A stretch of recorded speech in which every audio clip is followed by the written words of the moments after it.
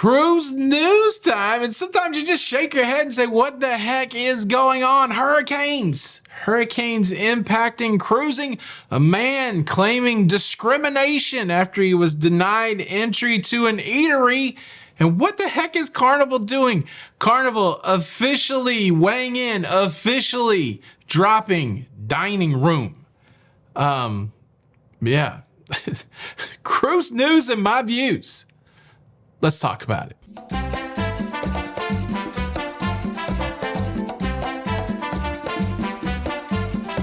Hey, what's up, everybody? Welcome to La Lita Loga. I'm your host, Tony, here with the latest cruise news and views for your face. For your face on July the 3rd, 2024. And I'm back from my cruise on the NCL Jade. We got a lot of cruise news to process through. First, let's talk about Hurricane Beryl. You know how this works. They start with the A, the first letter of the alphabet, and they start naming storms. And well, we got all the way to letter B before the storms really started impacting cruising. We got cruise ships altering their itineraries all over the place. Let me, schools out snow report this thing for you in case you're on any of the impacted cruises. Carnival Cruise Line will be changing the itinerary of the Carnival Horizon and the Carnival Liberty. Norwegian Cruise Line altering the routes of two of their cruises for the Norwegian Jade and the Norwegian Breakaway. Disney Cruise Line's Disney Fantasy altering an itinerary. Royal Caribbean's Icon of the Seas, Wonder of the Seas, and Harmony of the Seas altering itinerary. I'm seeing some reports that say up to 11 cruise ships could be impacted by this impending storm. And certainly if you're cruising over the next few days, make sure you check with your cruise line to see if your itinerary has been altered. And if your itinerary has been altered, for goodness sakes, don't cry about it like a baby. You would rather your itinerary be altered than to sail into a storm. I really wanted to go to Cozumel. Did we really have to skip Cozumel because there was a Category 5 hurricane? Yes, you did. So I think we've already established that it's the beginning of a new month. And one of the best things about the new month beginning is the trip to the mailbox to pick up my new cologne. It just comes right to my mailbox. I love to collect things, Lego, comic book, watches. I like to collect things, and I certainly like to collect cologne, but what I don't like about collecting cologne is how expensive cologne can be and how untravel friendly some of those beautiful glass bottles can be. Well, I get to scratch both itches. I get to collect the cologne, and I get to do it in a travel size container. And that's all thanks to the sponsor of today's episode, Scentbird. Scentbird is a monthly fragrance subscription where you get to pick out whatever cologne or perfume that you want for just $16.95 a month. And look, they've got some really nice fragrances, over 600 fragrances to choose from. The big names, Prada, Versace, Gucci, and then they also have independents like Skylar and Confessions of a Rebel. Each month you're gonna get this 30-day supply of the fragrance of your choice, and it goes into this handy dandy travel dispenser. Beautiful thing, it's got a lock on it. You lock it, you can't spray your cologne all over your clothes inside of your luggage, but with a simple twist, you can unlock the vial, hit yourself with a little spritz. And look, you're gonna own the day. Did you catch the name of this fragrance? It's called Better Than Your Ex, and I really like it. The overtones of black pepper and lemon and apple and sandalwood. Look at the name of this one, Thirst Trap. Thirst Trap by Confessions of a Rebel. Salted lime, lavender, ocean minerals, driftwood. This really has a nautical vibe. Now, look, you can try Scentbird for yourself at a discount. Use my code LALITO55. Scan the QR code. Use the link in the description. Use the code LALITO55 for 55% off of your first month of Scentbird. That makes your first month $8. That's quite the deal. Thank you so much to Scentbird for sponsoring today's episode. Cruise news story number 2, certainly a story I'm sure we all wish that we would encounter. There was a man who went on a cruise ship and he participated in an activity and he got a $50,000 upgrade of his cruise cabin. The young man named Garrett Talcott and his husband, Michael Riviera, got on their 20-day voyage on Azamara Cruises. And shortly after they embarked on that 20-day voyage, they participated in Bingo, B-I-N-G-O, and Upgrado is your name-o. Did the impossible, covered the whole thing, and got upgraded to the biggest suite on the cruise ship. And apparently the suite has it all: living room, bedroom, tiled tub, shower, big deck, the whole 9 yards. $50,000 for a 20-day cruise. Are you curious as to how much they spent on bingo cards? This is a lot, actually, to me. $450 of bingo card spend, and they get themselves a $50,000 upgrade. I think that's why people gamble, right? The lightning strikes somebody. There's always a 1 out of the 1 out of 1,000 or 1 out of a million. And because there is a 1 out of, and we can see the guy get upgraded to a $50,000 suite, I'm sure some more people might be playing bingo the next time they have the opportunity. That's crazy. Most of the time when you risk it for the biscuit, you don't get a ROI, a return on investment, quite like that. Congratulations. And I hope you're enjoying your 20-day cruise. Now, conversely, let's talk about somebody who did not enjoy their cruise experience, and they're still disenjoying a cruise that they took 10 months ago. This is a crazy, crazy story. Let me tell you about cruise passenger Jill Ryder. She went on a cruise on Carnival Cruise Line. It was the Carnival Legend, September the 2nd, 2023, 14-night Greenland sailing round trip from Baltimore, Maryland. And they were going to towns I can't pronounce. Nanortic, Nordatodlik, Quahog, where they live on Family Guy. I really do need to learn these names. It's going to be important for me soon.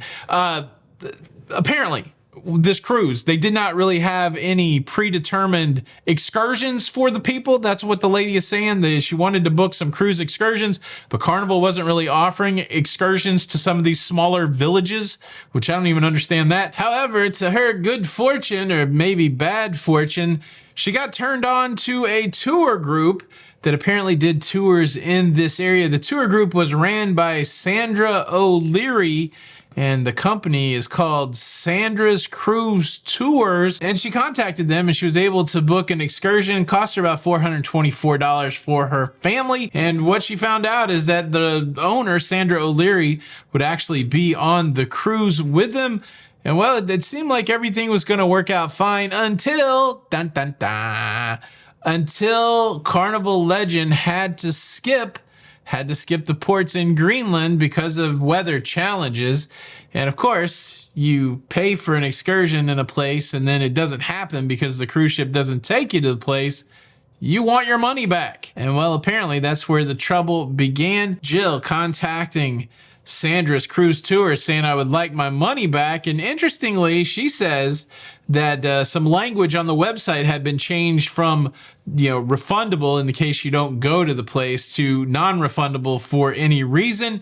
And it didn't seem like Sandra was making with the money. It was even noted that even though Sandra O'Leary was on this cruise, when the cruise ship made it to Canada, which was the alternate port opposed to the Greenland stop, she got off the cruise ship. And apparently it wasn't just Jill, other people wanting money from Sandra. Jill disputed the credit card charge, but the credit card company said, hey, look, the website says it's non-refundable, so we're not going to give you any of this money back. And now we're 10 months later with no satisfaction. I guess there's been an investigation, and whether or not this Sandra O'Leary is a travel agent, apparently it doesn't seem like it. So, hopefully it gets resolved. But it is a cautionary tale for all of us out there that before you give somebody $1 or $400, make sure they're reputable. But it's hard, right? It's hard. You go out into these cruise ports and you're almost immediately met with people saying, hey, I can take you on a tour, and you don't know them from anybody. You don't know if it's safe. I think that's why I tend to book with the cruise line. But even that, as I found out on my last cruise, has some challenges. So just be cautious out there, and also know that sometimes you're scheduled to go somewhere, you may not go there because of weather. Cruise news story number 4, I think it is. Again, this is more just an announcement. Disney Cruise Line is announcing that from September the 2nd forward, the Disney Wish and Disney Magic passengers must be on board those cruise ships in Port Canaveral by 3 p.m. That's an hour earlier than what it has been in the past. Used to be able to get on that cruise ship by 4 p.m. And so if you're a late goer to the cruise ship, maybe driving across the state, you know, flying in the day of, don't do that. Flying in I sounded like Mickey, oh, don't do that. Don't do that.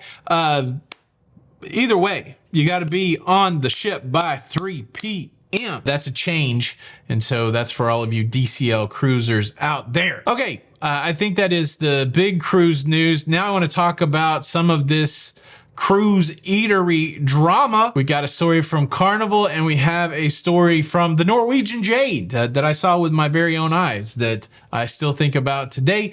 We're going to do those two stories next, but before we get there, let me quickly invite you to subscribe. If you like staying up to date with everything going on in cruising, please consider subscribing with the notification bell on. That way you don't miss out on any of these episodes. Well, here's could be the dumbest story of the day. There has been an official announcement made from Carnival Cruise Line that the executives at Carnival do not want the main dining room referred to anymore as a dining room. The oracles of Delphi, they put the word down from on high that the main dining room is not a main dining room. It is a restaurant. I don't know why it matters. I really don't know why it matters, but that's going out. And of course, people are losing their mind. You know, we think of the dining room as like a place in our house where we go and we eat with family, and restaurants somewhere that you go pay for it. How are we not allowed to call the MDR the main dining room? We'll never call it a restaurant. Call it whatever you want. But it is weird to me that they've come out with an official decree that yeah, it's not. How about that? There's no main dining room on Carnival cruise ships. I guess they're just the main restaurant. You can get anything you want at Alice's restaurant, except for Alice. Shout out Ludacris. Yeah, what do you think about that one? That one's kooky. And then here you go. I was sitting there at Jasmine, the Asian restaurant, waiting to go in for my assigned teppanyaki dinner. I think it was like maybe the next to the last night of my cruise. And there was a guy that came up to the stand there to go eat sushi. And he had on khaki pants and he had on a wife beater type t-shirt. So, you know, sleeveless. You know what I'm saying? You know, it's almost like a tank top. And he said, hey, I'd like to go eat the sushi. And the young lady, who I've seen turn many people away for wearing hats and other things while waiting for a table at Jasmine, said, hey, man, you cannot eat here in that shirt. And he said, what? And she was like, yeah, I'm sorry. You know, and they have the dress code posted in a lot of places. She's like, yeah, you don't meet the dress code. You can't come in the restaurant in that shirt. And he was like, look, I've seen you let all these women in with all of their stuff all over the place, strapless, spaghetti strap, barely anything there, holding up stuff going on, and you haven't stopped one of them. I'm claiming discrimination. And this lady was fantastic. She was like, get on. You just get on out of here with your big complaints. She's like, hey, them's the rules, bub. If you don't like it, take it up with somebody else. I mean, I think she was nicer about it, but that was the end result, which I do like a cruise line enforcing its rules. So congratulations, way to go, NCL. What do you think? Is it discrimination if a woman can wear, you know, a cocktail dress or a summer dress or a strapless dress and be a little more exposed with her skin? Is that fair for the guy that just wants to wear a tank top? Is it discrimination? I don't know. What do you think? Leave a comment below. A big thanks again to Scentbird for sponsoring today's episode.